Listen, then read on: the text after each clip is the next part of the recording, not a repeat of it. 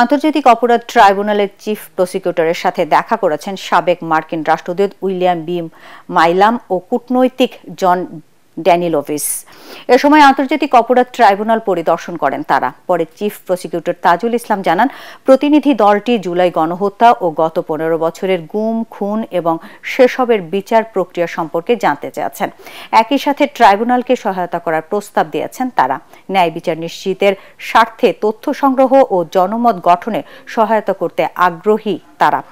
এদিন গাজীপুরের কোনাবাড়িতে হৃদয় হত্যার ঘটনায় সাবেক ওসি আশরাফুদ্দিন, কনস্টেবল আকরাম হোসেন সহ পুলিশের সাবেক 5 কর্মকর্তার বিরুদ্ধে তদন্ত প্রতিবেদন 15 জুন দাখিলের নির্দেশ দিয়েছে ট্রাইব্যুনাল।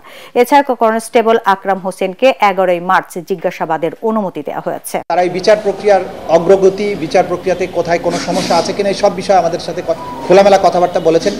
তারা বলেছেন তাদের পক্ষে যতটুকু সম্ভব তারা বাংলাদেশে এই মানবতা বিরোধী অপরাধের বিচারের ক্ষেত্রে তারা সহযোগিতাও করতে চান এবং সেই ব্যাপারে তাদের দিক থেকে যে সমস্ত পরামর্শের প্রয়োজন সেগুলো তারা দিয়েছেন এবং তারা চান যে, তারা বলেছেন আমরা কারো পক্ষে না, আমরা সবসময় চাই মানুষের যে ন্যায় বিচার প্রাপ্তির অধিকার সেটা নিশ্চিত হোক।